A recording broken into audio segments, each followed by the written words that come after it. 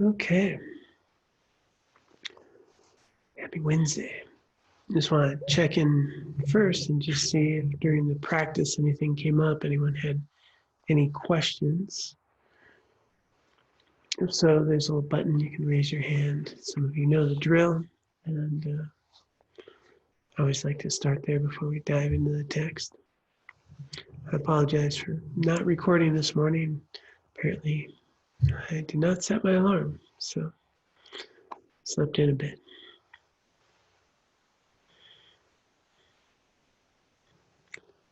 Okay, nobody so far, so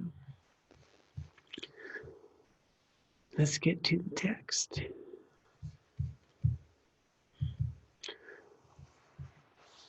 So in the text last week, we talked about this process of exchanging self for others, and seeing how others suffer. And there's this little exercise here that it's an offering for you to do on your own time and work with this. His Holiness offers these nice little techniques. And so we just touched on it last week, and we went ahead and made it, I believe, to right here, realizing our responsibility. So here we begin. Okay, hang on one sec. There we go. Even if you cannot, for the time being, rise to the level of cherishing others more than yourself, at least you can begin to see that it is not right to neglect others. We have a human body and the power of human judgment. But if we use these only for our own self-centered ends and not for the sake of others, we are no better than animals. In fact, ants, to cite just one example, work unselfishly for the community. We humans sometimes do not look good by comparison. We are supposed to be higher beings, so we must act according to our higher selves. If we look at world history, most great tragedies that involve terrible loss of life were brought about by human beings. Humans make the mess. Today, millions of people live in constant fear of racial, ethnic, and economic conflict. It's interesting, he wrote that a while ago. Who is responsible for this fear? Not animals. The consequences of war include the deaths of many animals, but this does not bother us. We are solely concerned with ourselves. There's much talk about stopping war, but we must go beyond wishful thinking. What is our human value when we live with no show of compassion, no show of concern, just killing and eating animals and fighting and killing thousands of people? It is our responsibility to clean up the mess. Nowadays, one of the best ways to communicate is through television. Yeah, I don't know, probably get more towards the computer, but maybe still TV. People who work in television and wish to practice this noble idea of caring for others can make a substantial contribution. Although stories of lust and murder provide exciting entertainment, they have negative influences deep in the mind. We do not need this kind of entertainment all the time. Although this is probably none of my business. Nice touch there. We must educate our young children in the practice of compassion. Teachers and parents can instill in children real and warm-hearted human values to tremendous benefit.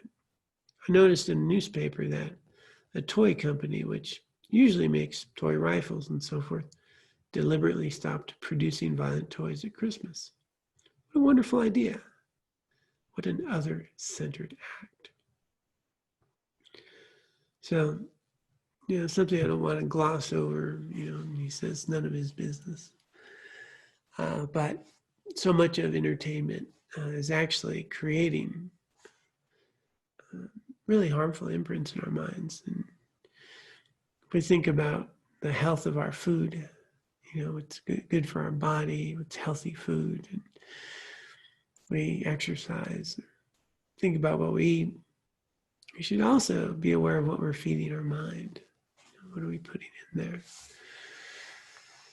And so quite a bit of entertainment these days, so much it's interesting. I was looking just the other day, what are these sort of top shows that people watch, and it's really hard to find noble, kind, heroic figures. TV shows of the past used to have these sort of morals and some ideals of principles and right and wrong, but even the good guys these days on many of these shows, dark sides, and there's so much violence. It's really quite interesting. So that's a lot of entertainment. There's lots of other types of entertainment where we're actually often cultivating a lot of desire or some other challenging imprints into our minds. So something to think about there. Not saying not to watch it, but he actually put it, that's the word he used. We need not this kind of entertainment all the time. It's easy, going a little easy there. But the idea that, what's the example for our children and how can we teach them? Very important. Deciding to achieve enlightenment. Once you get to the point of deeply wanting to do whatever is possible to relieve suffering and uproot its causes, and help all beings achieve happiness and its causes, reflect on how this could be brought about. It can only happen if other people also come to understand how this works and then implement those practices. Therefore, your commitment to the highest welfare of other beings can best be supported by teaching them how to practice and what behavior to forsake, so that they themselves can have the power to attain happiness and avoid suffering. There is no other way. For this to happen, you yourself must know their inner dispositions and interests, as well as what to teach them. Thus, for the sake of helping others, you should be fully prepared. What is the preparation? You have to remove all obstacles in your own mind to knowing everything that can be known. What compassionate practitioners, called Bodhisattvas, really want is not just to overcome the obstructions which prevent their own liberation. They want to clear the way to omniscience so that they can gain access to other people's dispositions and discern which techniques will help them. If it were simply a matter of choice, the Bodhisattvas would choose to remove the obstructions to omniscience first. However, the afflictive emotions keeping us trapped in cyclic existence establish the obstructions to omniscience, which are predispositions in the mind causing phenomena to appear as if they're inherently existent. We'll back up and cover this. Some of these words run together in this. Without first overcoming the chief afflictive emotion, the ignorance that believes in inherent existence, you cannot overcome the predispositions deposited in the mind by that ignorance. Through purification of afflictive obstructions, as well as the predispositions established by them, you can transform your own consciousness into the omniscient consciousness of a Buddha, full enlightenment. To sum up, to bring about the complete happiness of others, it's necessary to become an enlightened yourself.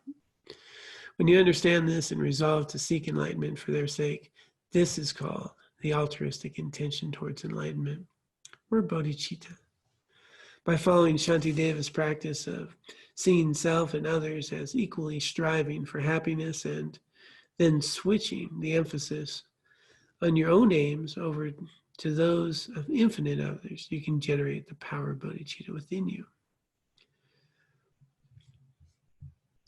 So, just to backtrack for a minute, he's letting us know that if we're really going to help others, we need to remove our own afflictions. And so this is that bodhicitta motivation, this idea of I could be a lot more beneficial if I have removed my own afflictions, if I can see clearly, if I achieve Buddhahood. Right now I can offer a little bit. I can help feed people. I can be a nice consoling shoulder. I can do certain things to alleviate temporarily some suffering, and it's all important and meaningful. But in the long run, it's not going to remove the afflicted states. And so he's sharing that when we achieve a potential of the ability, actually, to observe another's dispositions, to see their mind, then we're really able to guide them, to help them, to teach them. And so there are such teachers. I believe my teacher could see my mind very clearly. And then they can guide you. You don't always need that specific level of teacher to be able to progress on the path, to cultivate the foundation, the conditions that ripen the mind when they get such a teacher. And so we have to remember the context here is the different types of motivations. And foundationally is, I don't want to suffer. So those practices of alleviating the causes of suffering and cultivating the causes for happiness, those are practices we're doing in our Bodhisattva practice of purifying the mind and so forth. These things are ongoing and they're ripening certain conditions and potentials. And then based on that, you may then be inspired to take this higher level of morality, of training of a bodhisattva. So within Buddhism, there's the Hinayana path, and then there's the Bodhisattva path. Within the Bodhisattva path, the Mahayana, you'll have Zen Buddhism and Pure Land Chinese, and you'll have the Vajrayana, Tibetan Buddhist paths. And so they're all part of the Bodhisattva motivation of complete Buddhahood. And that's what he's touching on here, is that it's even greater than, to become liberated, greater than reaching nirvana, greater than an arhat. It's full Buddhahood, which removes even the most subtle stains of obscurations. And so this is the path. And if we choose to engage in that path, this motivation is what would be driving it, that it's not merely for ourselves, it's for all beings. And so this becomes the jet fuel for our practice. This desire, this cultivation of bodhicitta, great compassion.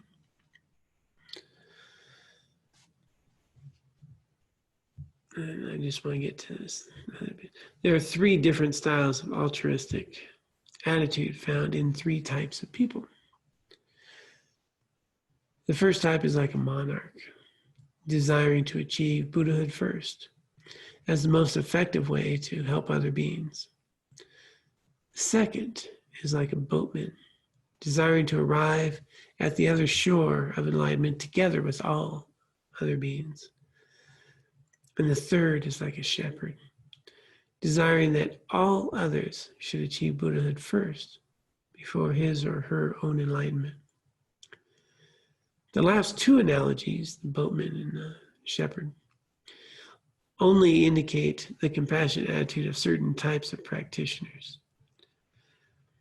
In actuality, there is no case like the boatman of everybody attaining enlightenment simultaneously, nor the shepherd prior to oneself. Rather, enlightenment always comes in the first way, like a monarch. Since bodhisattvas eventually decide to become enlightened as fast as possible so they can be more effective, so they can more effectively help others on a vast scale. As the Tibetan sage Sakya Pandita says in his differentiation of the three vows, bodhisattvas have two kinds of prayer wishes: those that can be accomplished and those that cannot. In Shantideva's Guide to Bodhisattva Way of Life, there are many examples of wishes that cannot actually be achieved, but are there for the sake of developing strong will and determination. For example, the practice of giving away your own happiness and taking the suffering of others upon yourself is not literally possible, except perhaps for minor forms of suffering. Just as this practice, though unrealistic, is intended to increase the courage and compassion, the analogies of the boatman and shepherd serve to indicate how powerfully bodhisattvas wish to help others. So this is the thing that is so important to remember, that we are at different levels of our stages on this path. And first, there's three types of motivations, even prior to getting here. So we have the motivation to just not suffer in this lifetime. So that might be a motivation. We might have a motivation to not suffer in the next lifetime. We might have this view that, the way I live is going to create my future, and I don't want to suffer in the future. That might be a motivation. So we might live in this way, that my next life is a good life, that it's either another good human life or I'll wind up in a heaven realm or something like that.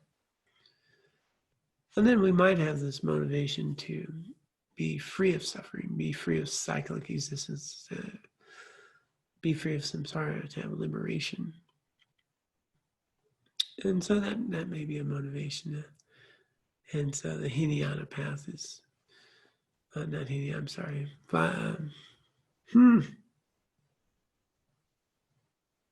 Theravada path. Went blank for a moment there. Very, very clearly developed for this process. And then we have this bodhisattva motivation. It's, I'm going to achieve enlightenment for all beings. And then even within that, there's these three types. But as Holiness is pointing out that, there's really one in actuality, but these other two are still very powerful and can be extremely helpful to have that level of motivation, even though it's not possible. So he pointed out that analogy of Tonglen type meditation that we can do, where we take on the suffering of others and we offer all of our happiness. And there's incredible benefit to doing such a practice. We may not be taking away their suffering, but just the courage to be willing to take that on is so powerful to eliminate our own self-grasping. And the bodhisattva motivation, an incredibly powerful practice. So sometimes we can use that incredibly strong motivation to help us cultivate these qualities within. So it's still valuable to use. So certain people, it's be a valuable practice. Let me give an example of this dedication that has been brought to a level of profound experience. There was a scholarly practitioner, from Drashikil, I'm not sure if that's close, monastery in the northeastern province of Tibet called Amdo. In 1950, when the Chinese communists invaded and arrested 1,000 out of the 3,000 monks of the monastery, 100 of them were marked to be killed. He was one of them, taken to the execution grounds, and just before being shot, he prayed, "May all the ill deeds, obstructions, and sufferings of beings be transferred to me without exception at this moment. And my happiness and merit be sent to others. May all creatures be imbued with happiness." Just a few moments before being killed, he had the spiritual presence to remember the practice of taking on another's pain and giving away his own happiness. It is easy to talk about such practice when things are going well, but he was able to implement it at the hardest of times. This is a clear indication of spiritual attainment acquired through long practice.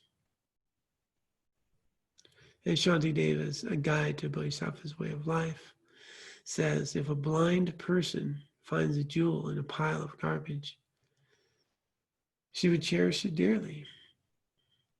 If in the midst of the garbage of lust, hatred, and ignorance, emotions that afflict our own minds and our world, we generate compassionate attitude,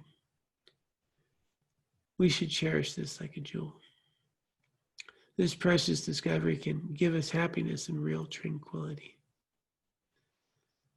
Alternatives such as taking a vacation or drugs only bring temporary relief. A disciplined attitude of true other concern, in which you cherish others more than yourself, is helpful both to you and to others. It does no harm to anyone, temporarily or in the long run. Compassion is a priceless jewel. Care about others at all times.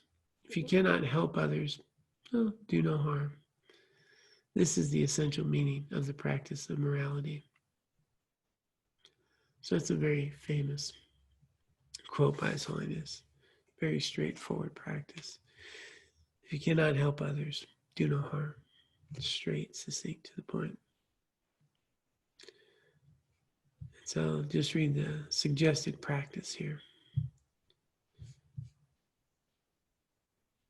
Remain calm and reasonable. In front of you, to the right, imagine another version of yourself, egotistical and self-centered. In front of you, to the left, imagine a group of poor people suffering beings who are unrelated to you, neither friend nor enemy, just suffering. Observe these two sides from your calm vantage point. Now think. Both want happiness. Both want to get rid of suffering. Both have the right to accomplish these goals. Consider this just as usually we are willing to make temporary sacrifices for a greater long-term good, so too the benefit of a larger number of suffering beings to your left is much more important than this single egotistical person on your right. Notice your mind naturally turning to the side of the greater number of people.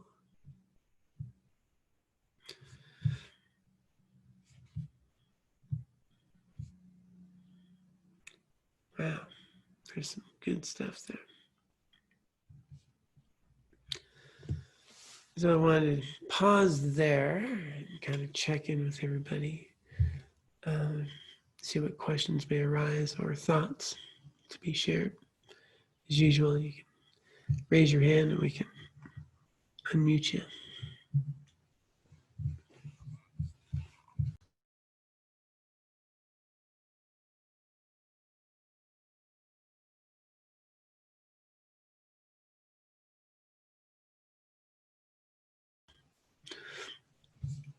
Okay, no hands yet. So one thing I would address is sometimes these things seem so much bigger than us, so much more than we're capable of. And His Holiness made that point even for himself. And so what I found in my own journey, my own experience and observation of others is that we always need to start where we are. And what we want to do is start taking logical, reasonable, helpful steps into this path of awakening. Things that make meaningful steps, things that make sense to us, things that are practical. And so, that's what we've been doing. We've noticed the causes of suffering. We've noticed our attachments. We've had some of those practices. And we see the suffering that arises out of attachment. And then we've been doing this practice of just like me, and we start gaining some equanimity with others, some care, compassion towards others. We start to have a more realistic view of ourselves and others. We start getting some insight. And all of this is from your direct experience. There's nothing to believe in, nothing other than just noticing, paying attention, seeing what your experience is. And this is important, no blind faith, no big magical, this will be like that. But as long as this is just sharing, that there's a lot of suffering around self-concern, a lot less suffering around other concern. A lot less. That's either true or it's not, and it's something to investigate on our path here. The more I focus on me and mine and being the most important thing, I found that I suffer more. And I think that's pretty much covered with all the science and research we have today. See that people who suffer the most and things, really very self-concerned. They even have this thing called the default mode of the mind. The psychologists notice that when I'm not actively engaged in something with my mind goes to a default mode, and it's all about me. What do I need to do? What's next? What do I have to worry about? What would I like to do? Wow, can I have a vacation? Whoa, things shouldn't be different, and that's all very me-centered. And all of that arises, as His Holiness pointed out, from a misperception of ourself and our grasping. And so those afflictive mental states arise. Very me-centered. So as we start noticing, in the practice of just like me, we can cut through a lot of our biases. We can see where they rise up. And so these are very practical. They're either true or they're not. We have an experience of them. And this is the way to engage in practice, is to test them, to experience them. And as we start engaging this path, then things that we once, the way we once saw the world, well, we see it a little differently now. We start to notice the interdependence. We start to notice dependently arising events and situations. And we start to notice what I was all worked up about last Wednesday. I can't remember this Wednesday. And we start noticing how I can make things so much bigger and real than they actually are. And we start noticing how all the cognition, all the mental activity is really creating this network of mental and emotional suffering when I'm just sitting here, no problem in the moment, unless you let me think about it for a few moments. So these are things we experience, they're things we note, we start to see, and we start to notice the world a bit differently. And then other things become possible. And so as we engage in this, the investigations to try things out. So His Holiness offers this nice little practice to just notice. Some people may read that and think, I'm still going to be thinking about me. My mind's not going to turn to those people. And maybe that's true. But maybe it's not. And then maybe it's true when I'm meditating, but not true when I'm not.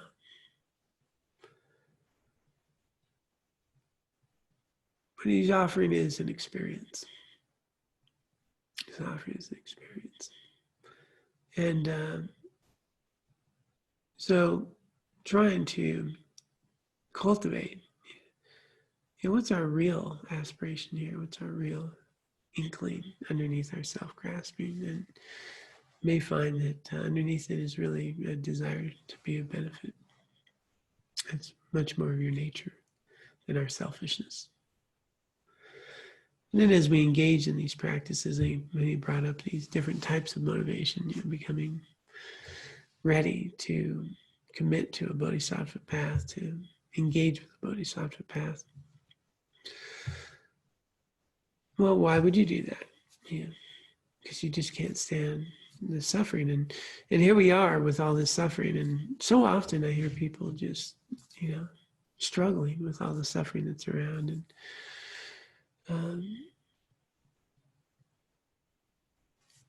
And feeling hopeless. And there are some short-term things we can do. And a lot of people focus on short-term things, and I'm not even talking about multiple lifetimes or Buddhahood. I'm talking about, this urgency, without understanding kind of a long game about how do we win people over, how do we really change things. And I'm pretty sure it's not by yelling at people. Rather than argue or yell, we can speak to be heard. That's a different way of speaking. We can speak to be heard when we're able to listen and value others, and then share in ways that, that someone might be able to hear us rather than argue with us. And thinking about this long-term gain of this trajectory. And so started to understand what's more effective than my immediate need to be right, or my immediate need to stand up for something. Is there a way of standing up for it in a way that's sustainable and meaningful and will actually cultivate change? Well, then maybe I should engage in that. Likewise, if I want to move the suffering of others, and as you pointed out, he was writing about social unrest and inequality and economic struggles, and this is an old book. So we're going to find, this is not new. And, it's just not new. None of this is new. And it has been an ongoing condition of human existence. And how do we really change that? And so one way is to really achieve enlightenment and then truly benefit all beings.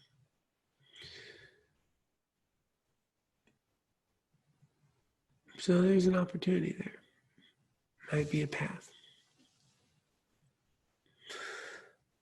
In human form, based on other motivations, we can still make a difference. And so many examples of that. People made a difference. And they give us lessons that, many people don't remember even as they quote them. Gandhi and Martin Luther King and Mandela, about making your enemies your partners and, finding common ground and not vilifying, but bringing to light the injustice and seeing it for what it is, showing it. That's what Martin Luther King Jr. was so good at. And they suffered for it, and it wasn't easy. So there's these opportunities. But they didn't spew hate. They were examples of cultivating the good in us. And in order to do that, we need to cultivate the good in us. So maybe if we're not ready for a Bodhisattva path, we might be ready to cultivate the good within us, the compassion within us, the recognition that everything we have is because of others, and that the life that we have is due to countless others we'll never know, including many animals and insects, all coming together so we can have this experience. And here in the United States, we call Wednesday.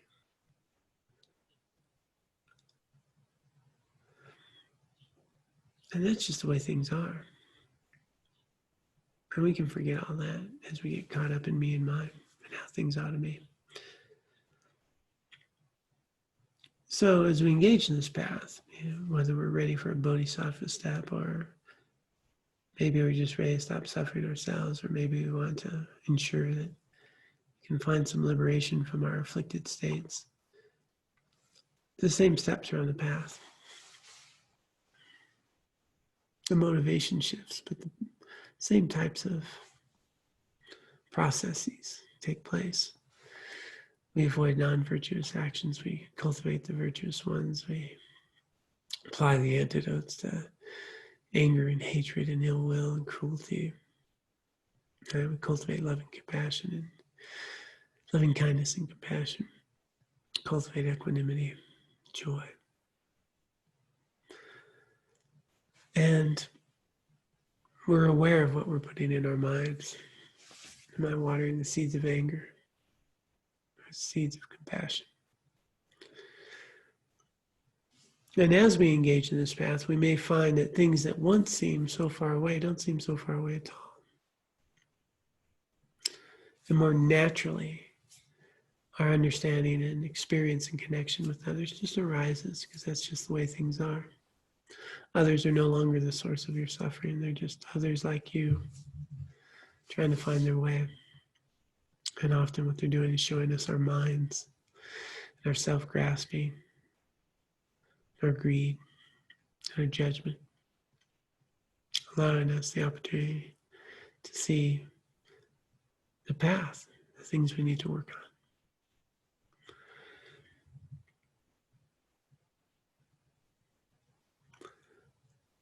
And that just becomes more natural as we experience the world more accurately, as we've applied these practices. And the only thing that we need to do is practice. There's no great endeavor.